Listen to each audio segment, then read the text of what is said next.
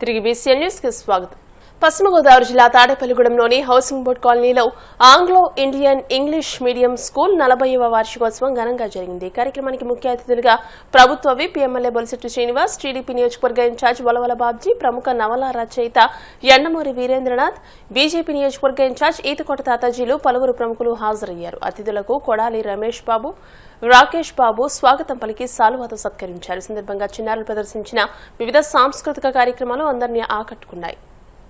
ఇన్ని సంవత్సరాలుగా దాదాపు 40 సంవత్సరాల నుంచి అదే వృత్తిలో ఉంటూ మరి జీవితం రిటైర్మెంట్ స్టేజ్ దాకా వచ్చి మరి ఈరోజు ఈ కార్యక్రమాన్ని ఇంత దిగ్విజయంగా చేసి పేరెంట్స్ని అదేవిధంగా మరి పిల్లలందరూ ఇన్వాల్వ్ చేసి సాంస్కృతిక కార్యక్రమాలు అదేవిధంగా ముఖ్యంగా వీరేంద్రనాథ్ గారిని అక్కడి నుంచి తీసుకొచ్చి ఇక్కడ తాడేపల్లి ప్రజలు పరిచయం చేసినందుకు కూడా నా అభినందనలు తెలియజేస్తున్నాను. ఎందుకు కష్టసాధ్యమైన పని, అందరినీ ఒక డేస్ మీదకి మహానుభావుని తీసుకురావడం అంటే చాలా కష్టం.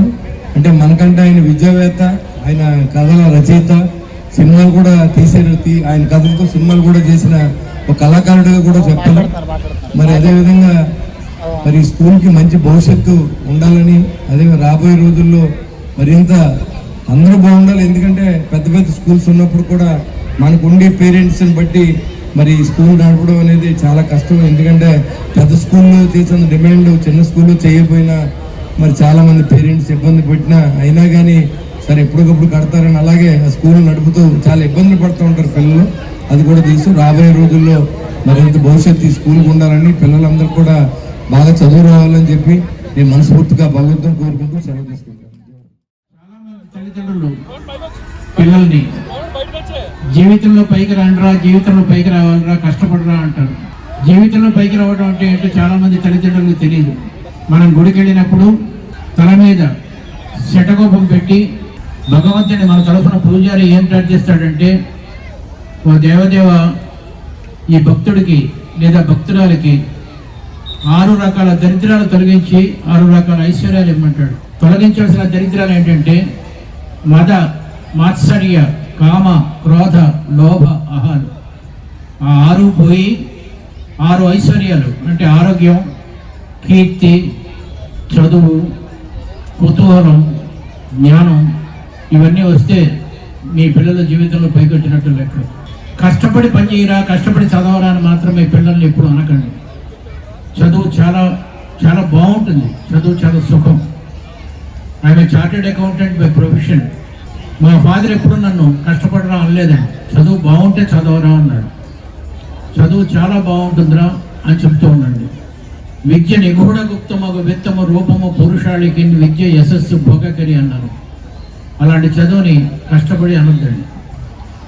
మీరు ఒక స్టార్ హోటల్కి వెళ్ళి నూడిల్స్ ఆర్డర్ చేసినప్పుడు వెయిటర్ వచ్చి ఎలా ఉందమ్మా అని అడిగితే దరిద్రంగా ఉందిరా, నూడిల్స్ సాగుతున్నాయని చెప్తే పొరపాటు జరిగిందమ్మా, ఆ చైనా వాడికి ఆర్డర్ చేసిన ప్లేట్లు మీకు, మీ ప్లేట్లు వాడికి ఇచ్చాను, మీరు ఎప్పటివరకు తిన్నవి నూడిల్స్ కాదు ఉడకబెట్టిన వానపాములు అని చెప్పాడు అనుకోండి, మీకు వాంతి వస్తుంది. కానీ చైనా వాడు ఎలా తింటున్నాడంటే బాగుంటాయిరా అని తల్లి చెప్పింది కాబట్టి. అలాగే చదువు కూడా ఎప్పుడైతే కష్టం రా అన్నారో అది పరీక్షలో వాంతి అయిపోతుంది. అన్నమయ్య జిల్లా రాయచోటిలోని మాసాపేట వెంకటేశ్వర స్వామి దేవస్థానంలో టీడీపీ జిల్లా అధ్యక్షుడు సుగవాసి ప్రసాద్ బాబు ఆధ్వర్యంలో సీఎం చంద్రబాబు జన్మదిన వేడుకను ఘనంగా నిర్వహించారు. అన్నదానం, రక్తదాన శిబిరాలు, వృద్ధులు, వికలాంగులకు వివిధ సేవా కార్యక్రమాలు చేపట్టారు. ఈ సందర్భంగా ప్రసాద్ బాబు మాట్లాడుతూ చంద్రబాబుకు నిండు నూరేళ్ల జీవితాన్ని, ఆయుర ఆరోగ్యాలను ప్రసాదించాలని, రాష్ట్ర ప్రజలు సుభిక్షంగా ఉండాలని ప్రార్థించారు. పార్టీ జాతీయ అధ్యక్షులు, ఆంధ్ర రాష్ట్ర ముఖ్యమంత్రి, మన ప్రియతమ నాయకులు, కోటి మంది కార్యకర్తల దైవం, కోట్ల మంది తెలుగువారి అభిమాన నాయకుడు, మన ముఖ్యమంత్రి శ్రీ నారా చంద్రబాబు నాయుడు గారి 76వ జన్మదిన సందర్భంగా ఈరోజు రాయచోటి నియోజకవర్గం మాసాపేట గ్రామంలో ఆయన జన్మదిన వేడుకలు జరుపుకుంటున్నాం కార్యకర్తల సమక్షంలో. నిజంగా ఈ రాష్ట్ర అభివృద్ధి కోసం కానీ, దేశ అభివృద్ధి కోసం కానీ ముఖ్యమంత్రి చంద్రబాబు నాయుడు గారికి ఆ భగవంతుని ఆశీస్సులతో ఇంకా శక్తినిచ్చి భారతదేశంలో ఆంధ్ర రాష్ట్రాన్ని నెంబర్ 1 రాష్ట్రంగా అభివృద్ధిపరిచి పేద ప్రజలకు గుర్తుండిపోయే విధంగా, పేద ప్రజల జీవితాల్లో మార్పు తెచ్చే విధంగా శక్తిని ప్రసాదించాలని ఆ భగవంతుని ప్రార్థిస్తూ ఈ కార్యక్రమంలో పాల్గొన్న తెలుగుదేశం పార్టీ కార్యకర్తలకు, అభిమాన నాయకులకు, ప్రజలకు అందరికీ ధన్యవాదాలు తెలుపుకుంటూ మరొక్కసారి happy birthday CM sir. Thank you. Prakasam జిల్లా ఒంగోలులో ఏపీ టీచర్ ఫెడరేషన్ ఆధ్వర్యంలో భారీ ధర్నా నిర్వహించారు. విద్యారంగ సవాళ్లు, ఉపాధ్యాయుల ఆర్థిక సమస్యలు వెంటనే పరిష్కరించాలని డిమాండ్ చేస్తూ ప్రకాశం భవనం ఎదుట నిరసన చేపట్టారు. ఈ సందర్భంగా ఏపీ టీచర్ ఫెడరేషన్ నాయకులు మాట్లాడుతూ ఉపాధ్యాయుల న్యాయపరమైన హక్కుల కోసం పోరాటం చేస్తున్నామని, వెంటనే రాష్ట్ర ప్రభుత్వం తమ సమస్యలు పరిష్కరించాలని డిమాండ్ చేశారు. ఈరోజు ఏపీటీఎఫ్ పిలుపునందుకొని 28 జిల్లాల్లో కలెక్టర్ కార్యాలయాల వద్ద 43 సమస్యలతో ఉద్యమానికి పిలుపు ఇవ్వడం జరిగింది. గతంలో తాలూకా స్థాయి ధర్నాలు చేశాము, ఇప్పుడు జిల్లా స్థాయిలో చేస్తా ఉన్నాం. ఈ సమస్యల పరిష్కారం కాకపోతే రాష్ట్ర స్థాయిలో కూడా పెద్ద ఎత్తున ఉద్యమాలకి వెళతామని, ప్రభుత్వం ఆ సమస్యల పరిష్కారం కోసం ఆలోచన చేసే దిశగా చేస్తామనేది కూడా మేము తెలియజేస్తా ఉన్నాము. పెండింగ్ సమస్యలను కానీ తీసుకున్నట్లయితే ఆర్థిక సమస్యలు ఉన్నాయి. 2022లో ఈఎల్స్ని సరెండర్ చేసిన ఉద్యోగ ఉపాధ్యాయులకి ఆ అమౌంట్ ఇంతవరకు కూడా అకౌంట్లో క్రెడిట్ కాని పరిస్థితి ఉంది. పిఆర్సీ కమిషన్ వేయాలి, ఐఆర్ ప్రకటన చేయాలి. ఈ ప్రభుత్వం రాకముందు మీకు మెరుగైన ఐఆర్ ఇస్తాము.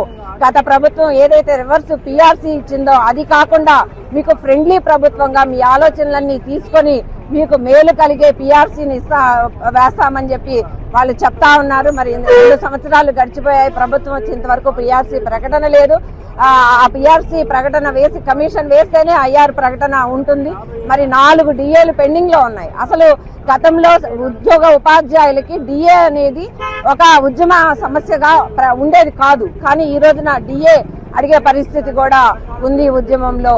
మరి ప్రభుత్వాన్ని మేము ఈ సమస్యల పరిష్కారం కోసం నిలదీస్తుంటే, మీకు 1వ తేదీ జీతాలు ఇస్తున్నాం కదా, అది చాలదా? గత ప్రభుత్వంలో 1వ తేదీ జీతాలు ఇవ్వడం లేదు కదా, మేము ఇస్తున్నాం అనేది చాలా గొప్పగా చెప్తున్నారు. 30 రోజులు ఒక ఉద్యోగి కష్టపడితే వచ్చిన ఫలితాన్ని వాళ్ళు 1వ తేదీ జీతంగా ఇస్తున్నారే కానీ మాకేమి ఉచితాలుగానో మా మీద ప్రేమతో అభిమానంతో ఇచ్చిన పరిస్థితి అయితే లేదు. మా కష్టాన్ని మాకు ఇస్తా ఉన్నారు, ఇది గమనించాలి. ఆర్థిక వెసులుబాటు ఉద్యోగ ఉపాధ్యాయులకు ఉండాలి. బకాయిలు ఉన్నాయి, 30,000 కోట్ల బకాయిలు ఉన్నాయి. ఆ బకాయిలు ఇవ్వాల్సిన పరిస్థితి ఉంది. రిటైర్ అయిన ఉపాధ్యాయులు ఆ రిటైర్ అయిన యొక్క బెనిఫిట్స్ ని అందుకోకుండానే అనేక మంది ఉపాధ్యాయులు చనిపోయారు. మరి ఆ కుటుంబాల పరిస్థితిని కూడా మనం ఆలోచన చేయాలి. ఈ విధంగా ఆర్థిక సమస్యలు కావచ్చు, విద్యా వ్యవస్థ సమస్యలు కూడా ఉపాధ్యాయులుగా మేము మా విద్యా వ్యవస్థను కాపాడుకోవాల్సిన బాధ్యత ఉంది. మరి ఆ రకంగా చూసినట్లయితే అనేక సమస్యలు ఆన్లైన్ యాప్ల భారాలని ఉపాధ్యాయుల మీద మోపి నిమిషంలో మీరు అప్లోడ్ చేయాలని చెప్తూ ఒకే పని అంటే మార్కులు అప్లోడే ఒక 10 బుక్స్ లో ఆన్లైన్లోను పర్సనల్ గాను ఇలా రకరకాల రికార్డులో నింపి విద్యా సమయాన్ని మొత్తాన్ని వేస్ట్ చేస్తా ఉన్నారు. మేము ఒకటే అడుగుతున్నాం, ఉపాధ్యాయులుగా మా విద్యా వ్యవస్థను కాపాడుకునే అవకాశం మాకు ఇవ్వండి. అదేవిధంగా ఆర్థికంగా మాకైతే ఏవైతే పెండింగ్ బకాయిలు ఉన్నాయో ఆ పెండింగ్ బకాయిల్ని తీర్చేయడానికి ఏ విధంగా మీరు ఆలోచన చేస్తారో అది చేయండి. అదేవిధంగా పిఆర్సీ కమిషన్ వేసి ఐఆర్ ప్రకటన కూడా చేసి 4వ విడతల డిఏను కూడా వెంటనే విడుదల చేయాలని మేము ప్రభుత్వాన్ని డిమాండ్ చేస్తా ఉన్నాం. వార్తలు ముగించే ముందు ముఖ్యాంశాలు మరోసారి.